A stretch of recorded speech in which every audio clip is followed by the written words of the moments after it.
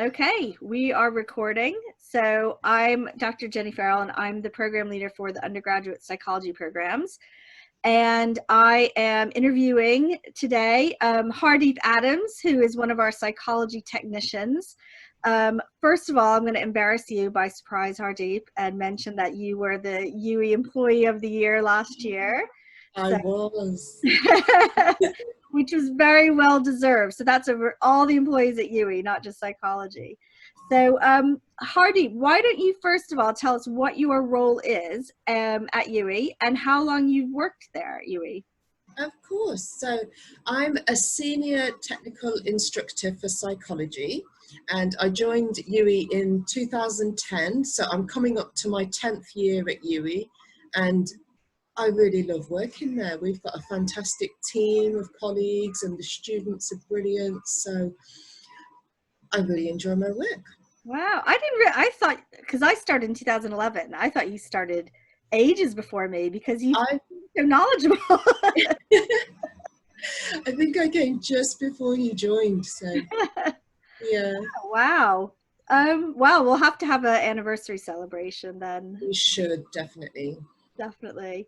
So, we're not at UWE now, but can you tell me more about what kind of facilities and equipment and resources are available for psychology at UWE?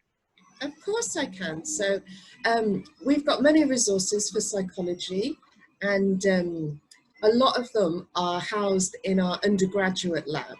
So when our students join us at level 1, they will have seminars for RDA 1 in the undergraduate lab. And in there we've got computers, and we've also got equipment called biopacks. And we use those to do physiological recording. So at level 1, you'll get introduced to some of these pieces of equipment, and then you'll use them more at level 2, and also you can use them as part of your dissertation at level 3. And as part of the technical team, we're here to help you, to support you through that process, and we can provide you with training and any troubleshooting and just make sure that things go well. So a little bit more about our equipment. What we've got are the main undergraduate lab, which I've told you, so that's used mostly for teaching purposes, but we've also got a number of specialist labs available for you to use as well. We've got a sport and exercise room. In that room we've got a treadmill, we've got televisions mounted on the screen if you wanted to show any media. We've also got like a workout bench and an exercise bike, yoga mats, some weights, exercise steps. So there's quite a few things that you can do in there. We've also got 2 driving simulators available for our students. They have been used for staff research as well. So Chris Alford, Alice Stevenson, they've used them as part of the driverless car project. And other labs that we've got imaging labs. So we do some electroencephalography recording. So that's measuring the brain activity directly from the scalp. And students use these labs for their 3rd year projects. We've also got multi-purpose testing rooms.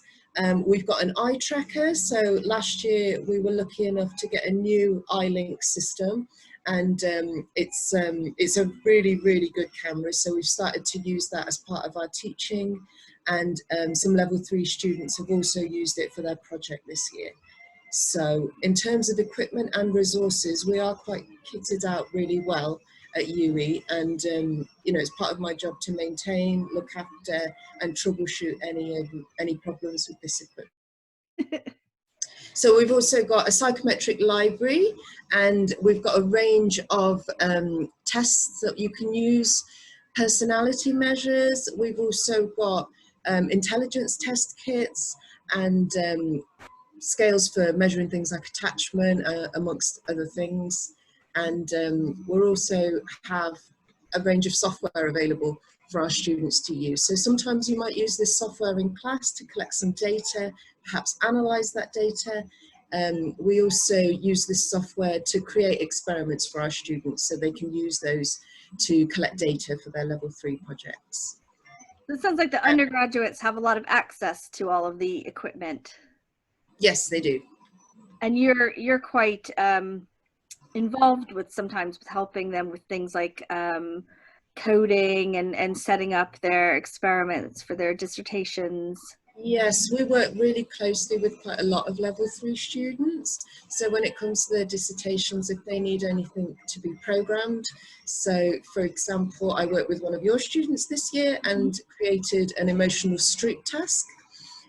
So that's one example of the way that we might help our students to collect that data, help them to design an experiment, and we pilot that experiment, we can work through any issues, and then we also do the same with our pieces of equipment as well. So teaching somebody, for example, how to measure heart rate using the BioPACs, they might also want to measure skin conductance, and then we might use those measures in conjunction with a behavioural task as well. So we might want to see how physiological data can change when we start to manipulate use some different stimuli to see how that can impact on a person's physiology. Great. One. And how are you able to work remotely now? So it's been a bit of a challenge getting used to things. So at the moment, quite a lot of my work is centred around supporting our students and just helping them finish off. So because the university had to close on the 24th of March, most of the students had finished, but they were at the point where they were just collecting up their data, analysing it, and making sure that they had everything that they need to be able to write it up. So it's just supporting them through that process. Helping them extract the data from some of the tests that we've created for them, and then how they might put that into SPSS to analyse it as well. Great. And what else have you been up to while you've been home? I see you've got a robot behind you. I do have a robot behind me, but I can't take credit for the robot because that's my husband's. And that's actually part of an open source project. So if anyone is interested, you can Google InMoov, which INMOOV, to find out more about that. But it's basically a forum of people who've come together and created files and written code to build your own robot. So that's what my husband works on in his spare time. And at the moment, I have also been using our 3D printers. So I'm just going to turn the camera a little bit. So I've been using our 3D printers at home, and we've been working with a group of people across the UK. There's currently 4,800 people who've also got 3D printers, and we've been printing PPE for the NHS. So I'm just going to grab this. So what we've been doing is making these face masks. So this is the one that I have to wear when I make the PPE, and I handle the frames and also the printers, just to make sure that I'm not contaminating everything. But what we're doing is we're printing out these top and bottom frames, and then they get sent to a central hub where they attach the acetate to the front, the visor, and then also elastic to the back. So I'm just gonna give you a little bit of a closer view so you can see how this works. So we've got 4 printers running at the moment. So I don't know how well you can see that. So what we've got here is filament, and this gets fed through and it gets heated on the hot end there, and that is currently printing out a headset. So that's the frame that the visor gets attached to. And I've also got another one running just behind me there. So that one's printing away. And then that's our next shipment, which is going to be shipped over to the NHS. So it's like a network of different people across the community at the moment. And it's been really good because we've managed to produce about 380 masks so far.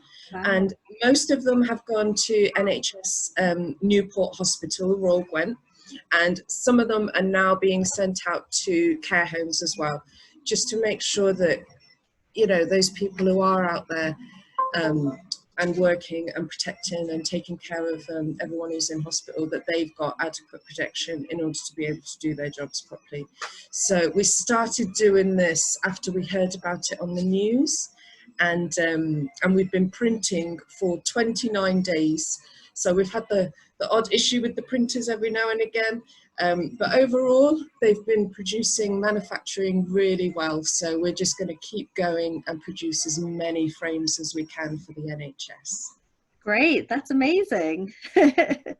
Different than cookie cutters, huh? Is that what you were making? I know, usually do. And then just before, sorry, I'll just show you what else I printed.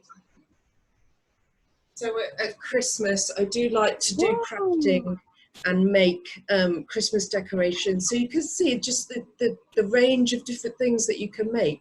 But yeah, usually it's things like decorations, and I do cookie cutters, and it's just those little things that come in really handy as well. Like, for example, I printed out clips for my doors so, you know, they can stay open and things like that. So yeah, if you want anything, Jenny, let me know. I'll ask my daughter.